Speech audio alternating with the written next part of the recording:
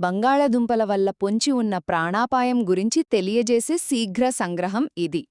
చూడండి, మన ఇళ్లల్లో రోజూ వాడే బంగాళదుంపలు కొన్ని ప్రత్యేక పరిస్థితుల్లో అక్షరాల ప్రాణాలు తీసే విషంగా ఎలా మారతాయో, దాన్ని ఎలా నివారించాలో ఇప్పుడు మనం తెలుసుకుందాం. మొదటిది, అసలివి విషంగా ఎలా మారతాయి?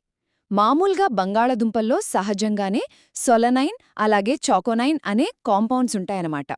అయితే ఇవి ఎప్పుడైతే కాస్త పచ్చగా మారతాయో లేదా వాటికి మొలకలొస్తాయో అప్పుడు వాటిలో గ్లైకో ఆల్కలాయిడ్స్ అనే టాక్సిన్స్ అమాంతం పెరిగిపోయి చాలా చేదుగా తయారవుతాయి.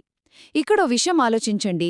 ఈ ఆకుపచ్చ రంగు, ఆ మొలకలు అనేవి నన్ను తినొద్దు అని ఆ దుంపలు మనకు ఇస్తున్న ప్రకృతి సిద్ధమైన డేంజర్ సిగ్నల్ లేదా అలారం సిస్టమ్ అనుకోవచ్చా? ఖచ్చితంగా అంతే.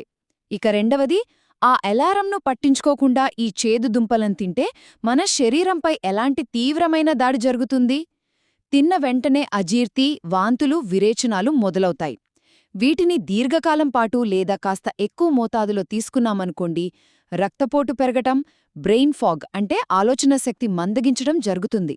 అఫ్కోర్స్ మరీ తీవ్రమైన కేసుల్లో ప్రాణాపాయం కూడా జరగవచ్చు. చివరిగా, మరి దీనికి పరిష్కారమేంటి? చాలా సింపుల్ అండి. దుంపలను ఎక్కువ రోజులు నిల్వ చేయకుండా ఎప్పటికప్పుడు తాజాగా కొనుక్కోవాలి.